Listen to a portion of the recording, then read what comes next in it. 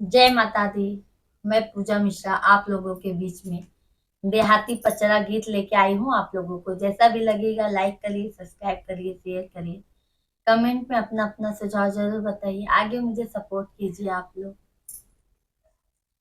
धानी रंग धोतिया ओढ़ी लाला की चुनरिया हो कि आई गईली ना, हो कि आई गईली ना माई हमरे दुअरिया, हो कि आई गईली ना घरवा हमारे मयरिया, हो कि आई गईली ना।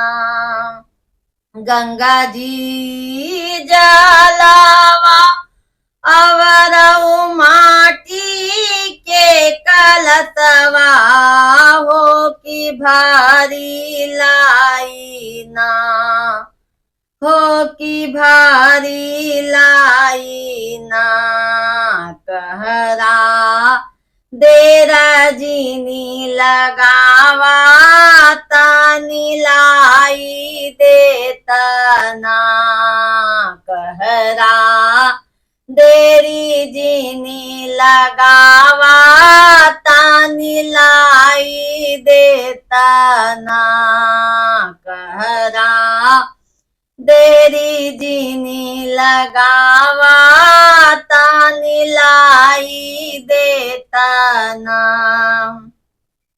चुनी चुनी फूलावा के गजरा है मलिया तानी लाई देता ना, तानी लाई देता ना घरवा आई है मयरिया तानी लाई देता ना घरवा आई है मोरी मयरिया तानी लाई देता ना।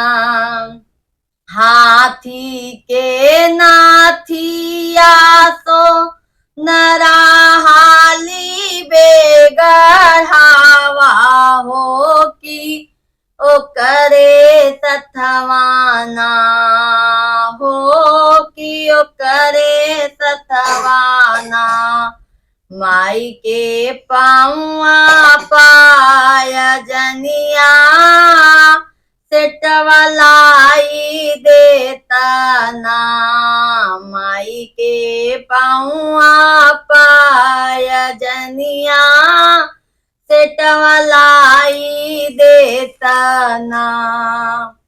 भोगवा बतासा हलुआ लाई के आवा, हो कि देर ना करिहना, हो कि देरी जिन करिहना घरवा आई है शेरा वाली, हो कि देरी जिन करिहना घरवा आई है मोरी मयरिया, हो कि देरी जिन करिहना घरवा आई है मोरी मयरिया, हो कि देरी जिन की हूना लवंगाई लाची के बीरावा जोरई बई, हो कि अपने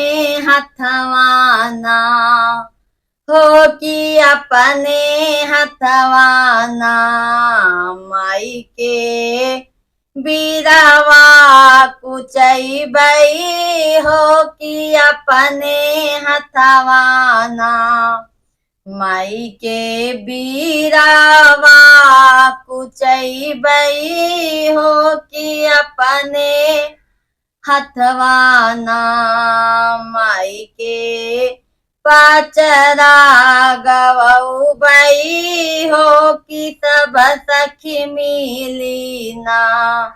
माई के पचरा गवई बई हो कि सब सखी मिली ना।